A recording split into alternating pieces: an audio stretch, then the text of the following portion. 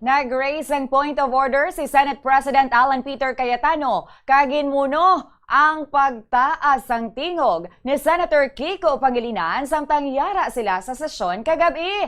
Natabo ini samtang ginakwestiyon ni Pangilinan kung nga wala nag-agi sa Committee on Rules ang motion ni Senator Rodante Marcoleta para tugutan nga makatambong kag makaboto ang isa ka senador sa sesyon sang Senado paagi lamang sa video conference. Suno kay Cayetano, kuntani nakatuon na sila sang leksyon kaginbalikan pasini ang pagpangayo pagani sang pasaylo ni Pangilinan kay Senator Robin Padilla bangod sang pagtaas man sang iyang tingog. Matandaan nga sa isa ka sesyon sang nagligad pa nga sinemana, nagpahayag si Padilla nga maga-file siya sang ethics complaint bato kay Pangilinan bangod sang pagtaas sunod sa iya sang tingog sini samtang yara sila sa debate sa plenaryo. Pahayag ni Padilla sa nga mga tion, wala siya naanad nga ginasinggitan.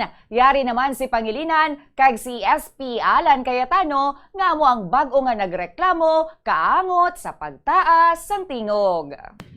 There are a lot of questions that have to be raised as to why this amendment to the rules is being undertaken at this time. Precedent provides, Mr. President, that when we amend our rules, we do so by way of resolution. We do not have that resolution now. In fact, Mr. President, a total 48 amendments of our rules all went through resolutions. This is the first time after 48 amendments, Mr. President, that we do not have a resolution so that we can Point of vote order, Madam Chair. and amend the rules properly, Mr. Point President. of order. Point of order takes Yes, precedence. Senate President. Point of order takes Yes. precedence. First over of all, everything else. I hope we learned our lesson. Senator Pangilinan already apologized to Senator Padilla, then now you're shouting at us. No? No, the record will show. Nakatape naman eh. Ang taas-taas ng boses nyo eh.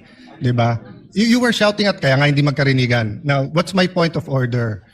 We are not discussing the merits yet of the amendment.